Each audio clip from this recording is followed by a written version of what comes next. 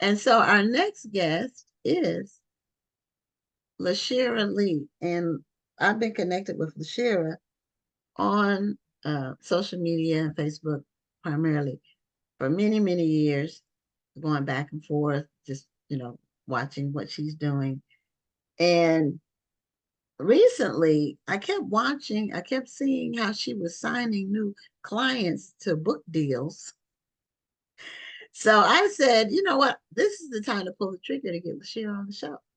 So I invited Lasheera to be on the show. And she, I'm not sure if she's an author too, and she'll tell us that. But she's here primarily to talk about one, her agency work, and two, a major event she has that comes soon in August of this year in Raleigh, North Carolina. Then I found out that she lives in the small town that my mother was from, Mebane, North Carolina. It used to be like a tiny, tiny town, but now it's more like a outer suburb of Durham, I feel like.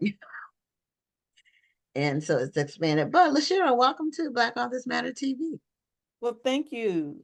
Thank you. And I appreciate you and your audience for having me. It's an awesome opportunity to share. And I have to give you your kudos because you have been so important in this industry, in front of the scenes and behind the scenes. And you always have been uplifting other authors and publishers and people of influence in the industry. So we'd like to give you your flowers, and we appreciate for all the work you've done that people don't even know you have done behind the scenes.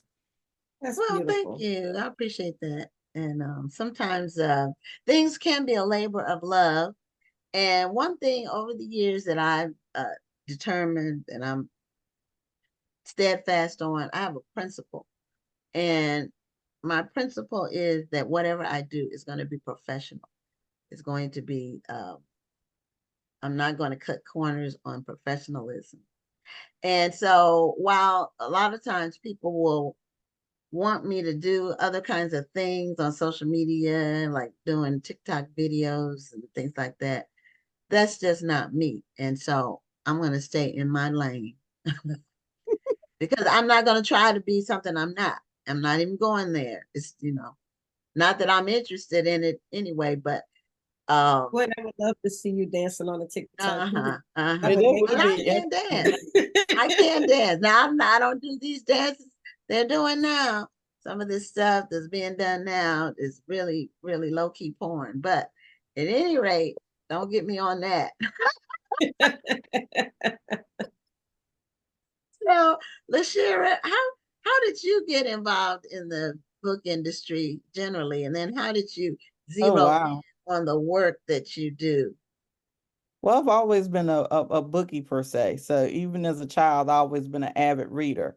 So I don't know, maybe I say maybe like 15 years ago or so. I have a book club. I still do have a book club. We have a physical presence, of course. I have an online book club, but a physical book club. And I remember one day when I were gathering all the people who I knew in my circle who were avid readers. I said one day, this is no look, we had brunch one morning. I invited all these people, about like 15 women that I know, and we all knew each other. And I said, one day we're gonna have podcasts, we're gonna do I said we're gonna have book events, we're gonna write about books, we're gonna do all this stuff. And I was just spewing all this stuff, and everybody looked at me and I was like, where is this coming from? And and they were like, okay, you probably need something to eat. Just calm down. Yeah, you're an oracle. Yeah. And even afterwards, I was like, who said that? But over the course of the years, I have managed to do quite a bit of that. So I started off being like everybody's like virtual assistant, so to speak, because I knew a lot of authors. I used to show up at events, and then I would like give ideas, and they were like, hey, you want to help me with this? You want to help me with that? And I said, sure.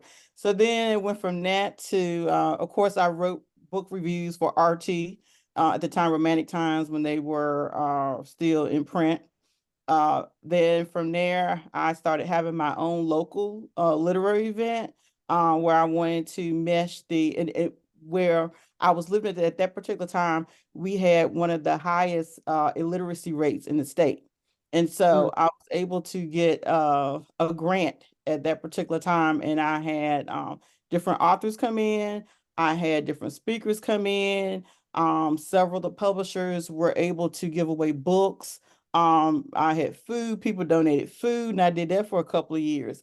But where I was living currently, at that particular time, did not have a airport. So I had my husband and a couple of my husband and some of my husband's friends, some of my book club members' husbands, they would, would do like this we call it do like this whole book tour. They would drive from Danville, Virginia to Raleigh and pick up different authors and even readers. And we did that for a couple of years. And I was like, that's just way too much.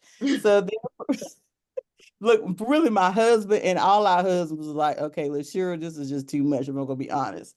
So then from there, I just started working with other different book club members, and uh, I started working behind the scenes with a lot of different people. And so over the years, several authors have said, "Hey, you would be a good literary agent." I was like, "Oh, no, no, no, no, that's way too much work." And then it went on for a couple of years, and then the agency or two had actually approached me. And I was like, oh no, I'm not ready. And so at the time when my youngest daughter, when she entered into college, she is an Aggie. She's a A&T. And I Oh, was like, okay. well, My yeah, brother-in-law is an Aggie. yay, we got so many connections. And so We got so many people. We got so we have so much because she's from Virginia too. Now Danville's like the west part of Virginia, right? well, it's Danville actually West like or the maybe mountains. no, we're not in the mountains, but we're like maybe an hour from Ebbing. An hour from Ebbing. Oh, okay. It's Right, close right to on the the line. line. Okay. Right in the Okay. line, yeah. You Okay. probably think it's closer toward Martinsville. And so from there, I just started to, I put my foot in the water, and I've been going ever since. All Wow. right. So, how many clients have you amassed since you decided to finally stick that pinky toe into the water? I think right now I am at 32. That's amazing. 32. Oh, wow. Okay. I didn't know you had that kind of a roster. That's amazing. So do you have certain genres that you um I focus have a on? plethora of romance. What I'm doing now is I'm trying to diversify my portfolio. So I'm looking for women fiction, maybe with some romantic elements. I do have several authors. I have sold like maybe like at this point, I think I've sold 6 thrillers, maybe five or six thrillers. So I'm looking for thrillers, historical fiction, and women's fiction. Okay. Well, Okay, now now everybody thinks that they're the next best thing. What exactly are you looking for? Because there's probably some women's fiction and thriller authors who are listening to you right now and say they're going to reach out to you.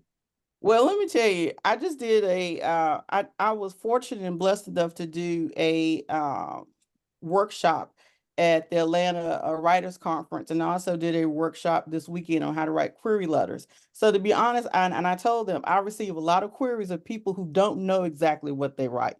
I receive a lot of messages, emails, Instagrams, of people who aren't quite sure of what they write. So I implore people to do some research. So I like one day, and this is no lie, I received a query from my query tracker for a woman who said that she had a Christian fiction, erotica, sci-fi horror. That's a lot. And I did not the read. character I did. cried one I, time, so that made it a Christian fiction. I didn't even read the synopsis. I didn't read the query letter. I stopped right there. So a lot of times, like even in my workshops, sometimes I do assist authors in finding out, what really is the genre. Of course, you can have multi-genres. So sometimes you can have, of course, you have subgenres. But a lot of times people don't know what they're writing. So I always ask people to do their homework. So that's the first thing I would do. Ask people to do their homework. And we talked about in the world of romance, um, things have really changed. Like right now, romanticy is harder than fish grease. And so romanticy is not paranormal. Some people think they're synonymous. So I always tell people to do their homework. This is your job in a sense, so do Mhm. your homework. Just don't, just don't guess what you're writing. Do some homework, attend some workshops. Even if you can't go in person, a lot of time there's awesome virtual workshops that are online that can assist people, because if this is going to be your profession, then you need to take it as a professional and you need to do your homework. Yes, and Rhonda does some of those online workshops. Well, Yeah. kudos to you. Yeah, I don't. So I'm We need you. We I'll need pass you. the Well, I ball tell or torch or people, whatever. I I don't do tell that. people all the time, there's nothing wrong with getting into the literary industry to make money. Everybody should want to make money. But if it's your only driving force for being in the literary industry and you're not trying to perfect your craft, you're not trying to get better, you don't care how the book is, you just want to hurry up and get it out there so you can start making money, then you're doing yourself a disservice and you're also doing your readers a disservice. Agree. I totally agree. And also hopping on every bandwagon, on every trend. Yes, And yes, I do have yes. authors who are very creative and they write all over in various spaces. And there's nothing wrong with that. But when you have someone who said, "Oh, because romantic is so hot, so let me do this," but you may not be able to execute it as well. And so it comes off a little flat. Readers recognize that.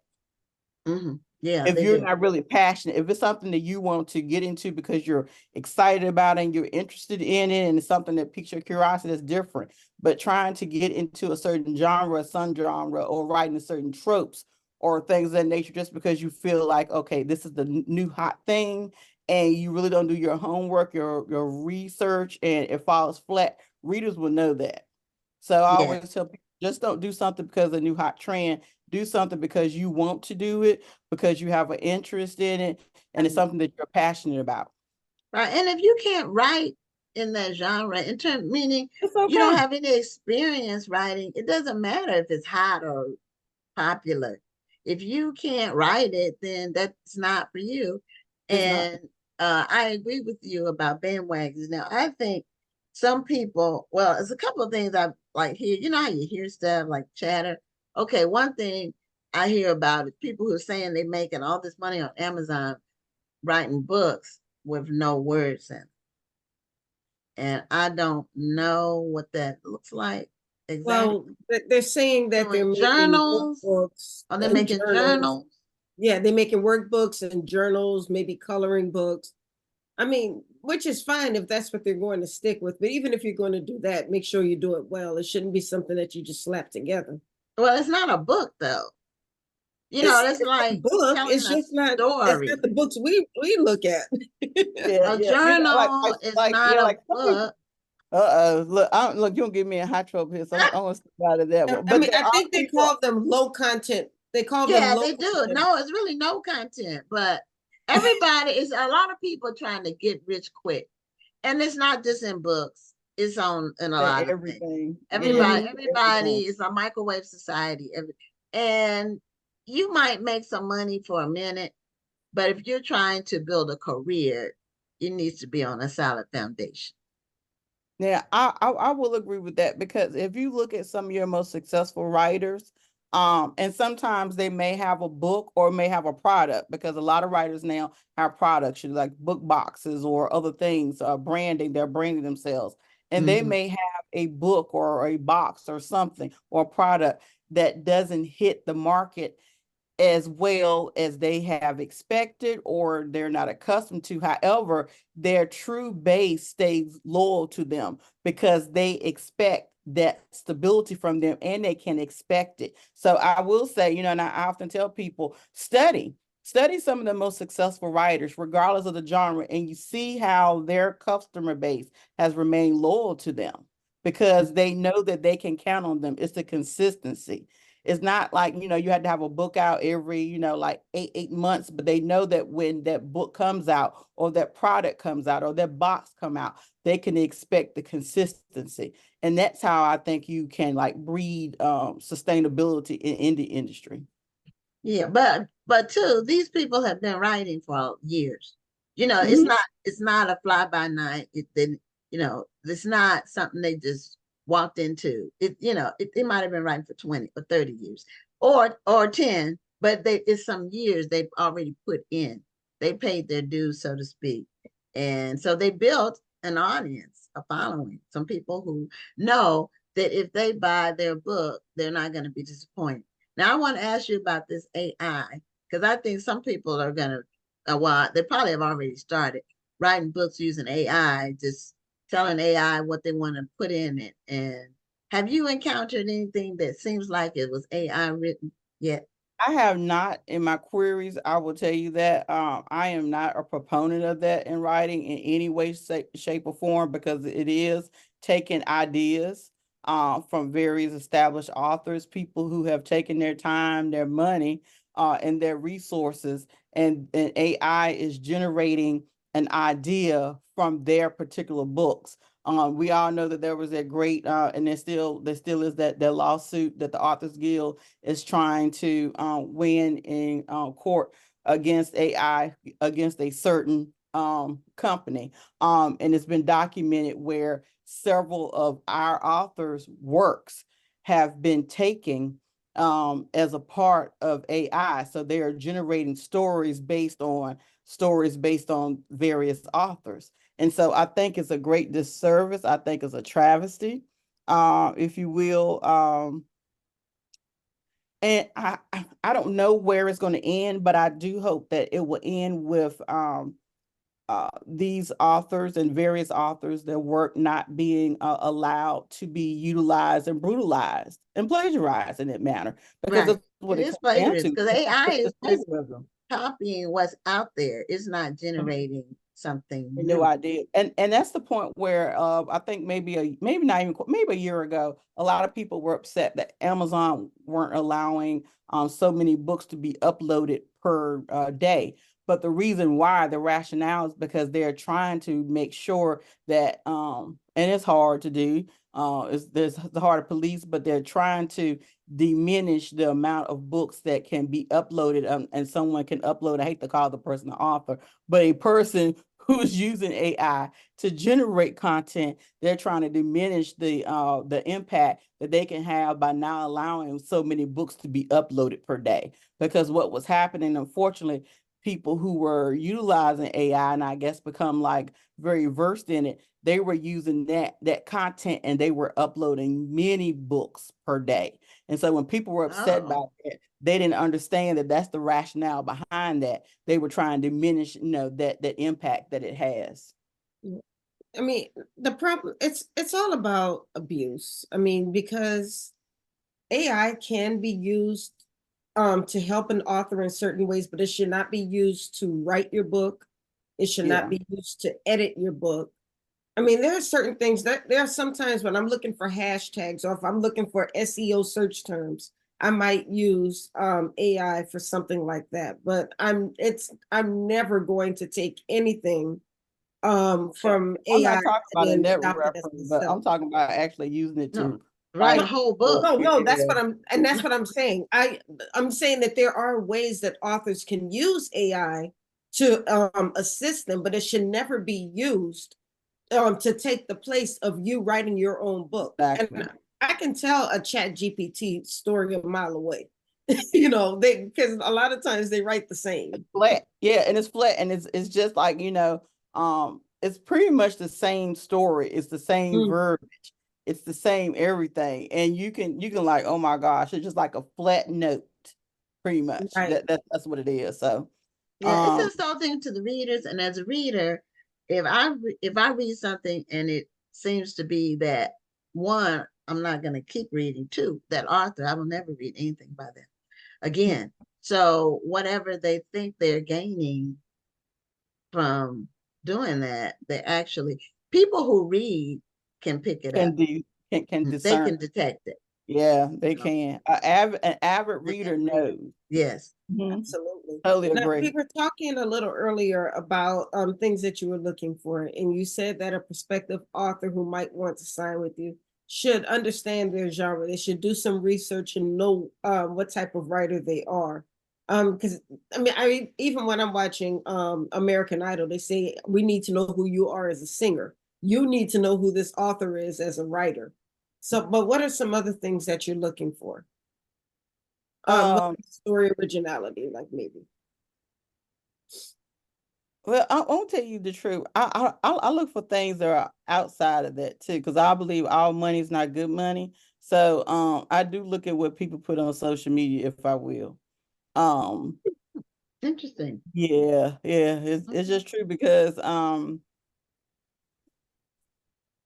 you give an I feel example, like not of I the feel actual like thing, but how? I feel like, like I have a brand itself, and Okay. so if and everyone opinion is valued, everybody has their voice. But when people are constantly in drama or invest in drama, that wouldn't be someone that I would want to represent. You don't want somebody cussing everybody out on Facebook and saying they want to sign with you. Yeah. And that's just me. That's just me. Or you're constantly investing in drama, and you can see that somewhat play out on social media. And we all have our days and all have our moments. And there have probably been times where I have wanted to email. Have you ever sent that email? I call them nasty emails, and I have sent some, especially when I was in the school system. They were very professional, but you knew exactly what I meant. But then there's sometimes where Lord said, delete, backspace, backspace, backspace, backspace. And I don't think that often we listen to their voice because we want a full hedge and do what we want to do and not actually practice what's in best the best principles. So yeah, I do look at that, and I'm not saying that I'm not judging anyone, and I'm not judging anyone, but I don't want to invest my time because being a agent is an investment, like the pitching, like the coaching. Often I coach my authors, or I may get on the line or get on the phone or get on a video chat, and I was like, okay, because sometimes I have a fine it's supposed to be a line, but I'm always crossing the line. I'm like, okay, but why about this? Well, think about this. Well, what's changed this, da da da. And so I don't want to invest the time and the energy in someone who I feel may not be teachable. And I think a lot of times your social media presence can tell me that. That you're not teachable, or it would be too much, take too much Yes, time. ma'am. Mhm. Yeah, and that's what some people don't realize with an agent. You get paid when you sign a deal. And so you can't spend a lot of time that you don't think will bear fruit. Exactly, because it is a lot of times, sometimes you can work on a deal. Like I have worked on deals sometimes for months. Right. Before, literally for months, negotiating, looking at contracts, going back and forth, especially like with subcontracts, Mm. translation deals. I remember that there was one contract I went back and forth because it wasn't a new country or a new company rather, but it was a new company to my agency. I had to go back and forth. I don't like this, da da da da da da da. And that took two months before the negotiations began. So, Okay. so you imagine you doing that, and it's just it's a lot of time. People have no idea. It's a lot of time. Yeah. So you have to pick your clients wisely. Yeah, and you know what? It's like a marriage, and I may not be a good fit for everyone. And that's Yeah. fine. Yeah. hmm So, you have to, like, I usually do an interview, like, okay, what are you looking for? What I'm looking for? What do you know about a literary agent? Sometimes people aren't they're not knowledgeable of what an agent does. Like sometimes people think it's like a PR job. Like, no, and sometimes it's hard for me because I have done PR in the past and I still do kind of do some of that. And I have to manage myself like, oh, I can't do that because I'm not a PR. I'm the agent over here. I got my agent head on. So it's a lot of different things, and people aren't knowledgeable of what an agent does. So there, you answer a lot of questions about, okay, this is what we do, this is what we don't do, da da da da. And it's unfortunate because evidently must be a lot of like hypocrisy or some like scamming going on, because I've had like 2 or 3 people ask me how much would I charge to be the agent. And I was like, what? Yeah. See, yeah. I There is some said, scamming no, going no, on. no. People And I don't said, understand. I don't do that. And I told them, and I said, I don't want to know any names. I don't want to know any names, but anyone who approaches you or after you approach them and they say, hey, I'll be your agent for a certain amount of money, you Mhm. need to run, Yeah. you know. So yeah, it's a lot of education going on. Yeah. It's a Yeah, lot. And I unfortunately, don't. people don't always understand the terms. I mean, I Right. remember somebody in a Facebook group saying something about do you want how many of you will want a publicist? And the responses that she was getting could tell that they didn't know what a publicist was, and they didn't know the difference between a publicist and an agent. people were saying, I need a publicist because I need a 5-figure deal, or I need a 4 Yeah, That's not what the the publicist gonna do publicist for you. does. Yeah. Or they have one book that's basically their memoir, and they're really not well versed as being an author. And they say, I want to get a publicist because I want to be on Good Morning America. Okay, well, you're not going to be on there. That's just not the way any of that works. And so, and do you have a product that would even be considered by Good Marketable. Morning America? Yeah. Yeah. Yeah. Yeah. It's not. Yeah, and So, sometimes even as an agent, you have to have those hard conversations about book sales and things that nature when it comes to various deals and various opportunities. Because it is a data driven market. mhm, So when people are looking for various deals, I don't care if it's audio or like a lot of people want distribution deals or now print deals from old ebooks, or they want sub deals like translation deals. Everyone looks at data. yeah. You Mhm, know, mhm. everyone looks at data. So sometimes you have to have those hard conversations or say, how can we remarket this or things of that nature as well. But yeah, you have to have those hard conversations. One thing I don't And do is refer people to agents. I did it once and it worked, but I only did it the once. And I'll tell you who it is because he doesn't mind me telling people. But Brian W. Smith asked me, and mm, Brian was hustling his books when he was independent, and I saw him hustle his books, mhm. and If these that's what trees is could talk, required. Hmm. if these trees could talk, Yeah. one of my favorite books by him. And I referred him to Maxine Thompson, who passed away about a year ago. Did you know Maxine? I didn't know Uh, her, but I've heard her, and she's been well respected in the industry. well respected, and she got him a book deal. I mean, it was pretty fast, but that's the only time I've ever done it. And the reason I don't is because um, I tell people if I refer, first of all, I don't know if the book is even good, and I don't. So I I can't refer, and if I refer you because I've been in the industry so long, the person's gonna they're gonna Take it pay like this attention is to it, good. and Yeah. then I can make me look like just totally ridiculous. So, so I don't do it. What I do at the festival, like we have a seminar by an agent, and they talk about agency work, and if they want to sign them, if they want to talk to that person, or if it's a panel of two, like last year we had two people, but they can do that. I give them access to agents at the festival, but I don't do any. Awesome. And that's that's awesome because a lot of times, sometimes like African American writers and marginalized writers don't have the opportunity to attend some of the workshops where they can have access to agents or editors, or even have like an educational component. Right, So that is awesome because people perish for lack of knowledge, and sometimes it's not like they don't have the passion, but they don't have the bandwidth, but they don't have the access. They don't have right. the access. So that's awesome. You could be once again, you to be commended. Well, like you said, people perish for a lack of knowledge. So I tell people if you come to the festival, there's so much free information in these seminars and access to industry professionals that really, if you're serious, you'll be there, About your you know. craft. Hmm. So if you're serious, and if not, then that's on you. But am I gonna let you call me and pick my brain or let me show you the facts of life? No, absolutely not. And you know what?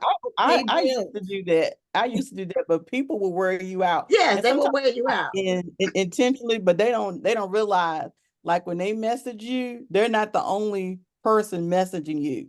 So you can get like five messages, five emails, and maybe a text message. You trying to figure out how in how in the world you get this? But and so they don't realize that. Well, I just want to ask you. I just want to ask you, like, I just want to consult you 15 minutes, but I may have Mhm. like eight of those messages for the day. Right, right. And time is money. Yeah. And when you're a professional, your time is money.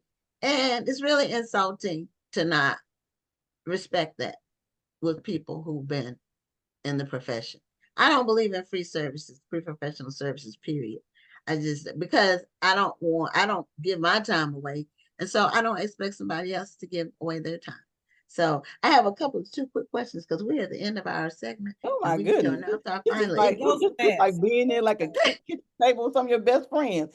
That's what we want. It's a conversation, but it's informative. It informs people. So now, if somebody is an indie published author and they're trying to get a book deal with a publisher, what would you suggest they do? Well, first of all, I will tell them to look at the data, understand like the querying process, understand what a proposal looks like. What's a query letter? What's a synopsis? A synopsis is not a blurb. They're not synonymous. What's a hook? Good look. I just actually taught this at RWA Saturday, so I did a whole world of the hour workshop. But anyway, so this is fresh in my mind. What's a hook? How should it end? How does my social media look? What's my digital imprint? Because those are questions. Some publishers aren't interested. Some publishers are. It depends on what you're trying to do. What kind of deal are you trying to get? What's your genre? What's your Okay. genres? There's so much in that. That's a loaded question. That's a loaded Okay. question. Well, you answered some of it. So we're at the end. Like Rhonda, did I you have a like that final you said. question? No, I'm just saying. I like that you pointed out that a synopsis is not a blurb.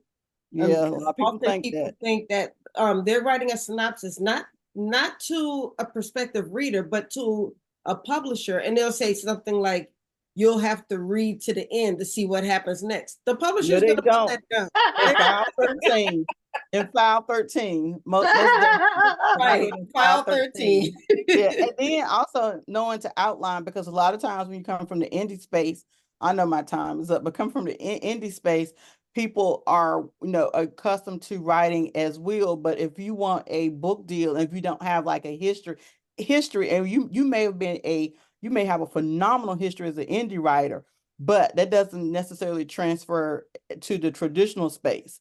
So you're going to have to prove yourself in that space, and you're going to have to understand that too. And sometimes they can be a difficult transition for people. So knowing like you're going to have their proposal, you're going to have to outline it out, and you're going to have to, if you don't have a full manuscript, you're going to have something. You're going to have you're going to have several chapters at least. Some people may want to have, some people may want at least 3 to 4. So that's another process that you have to get accustomed to. So you have to, like when I used to teach my students, you have to like retrain your thought process for a moment, and so then you have to really ask yourself, is this something that I really want?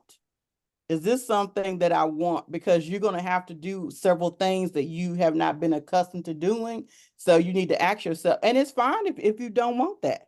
It's Mhm. fine, and maybe the traditional space is not for everyone, and it's Right, fine. right. It It's really not. is. But if you Yes, do I want to was go going to into point traditional, that out. I think a lot of authors say that they want to be published. They want to have a traditional publisher, but often, and I've had a traditional publisher before, and sometimes that schedule is not going to work yeah, for it them. doesn't work for But everyone. when my publisher told me that I need this book by December 31st, guess what I was doing on New Year's Eve instead of going to a party? Right. Yeah, So we have to realize that we don't have as much flexibility when we are working with a traditional publisher, and I think people really need to understand that. Really think about what's best for you. Maybe yeah, being an independent author is not best for you because you don't have time to be running to the post office every time somebody orders your book. People want to keep all the money for themselves. I'm not going to Amazon because I want my money to myself. Well, that means you're gonna be going to to the post office every time somebody orders a book? Do you have time to do that? Do you have the space to have 1,000 books sitting in your garage or in your storage room or in your living room while you're waiting to sell books? So sometimes you have to really weigh the options and see Yeah. what works best And for I you. always tell people, you find the best model for you. And just because you see another person or your book buddy or your colleague doing something, that doesn't mean that it's the best fit for you. And you know what? It is okay. It is Right, exactly okay. Because I right. think sometimes, and I want to say social media. I know we're all grown, but social media does play a part of that. And you see certain things on social media, and you think, "Oh my gosh, this is what I should be doing. This is what I should be doing." But you know what? Do what's best for you. Yes. Exactly. That's why I said some of this stuff I see people doing, and it's just I'm never gonna do it. So, Mhm. and I'm fine with it. I've been able to build a lot doing it the way I do it. So why should I? I want to perfect it and just keep it going in a professional, like keep it professional. Everything will be that way. So anyway, Lasheera, if people want to get in touch with you, how do they do it? I'm closing down my query manager because I have been overwhelmed with queries. However, you can still email me at lasheera@sbrmedia.com. That's Okay. LASHEERA@sbrmedia.com. Okay. Well, I'm glad we got a chance to meet virtually. We've never met in person, Yes, I but know. or even had a conversation. So this was great, and I know it informed some people. And if they had ears to hear, let them hear. So, um, Amen. you have a great evening, and thanks so So, much for Miss being Ladies, on and Black thank you Women's so Matter much for the TV. invitation. It was Awesome great to meet conversation, you. ladies. You're welcome. See you. Okay. Bye bye. Good night.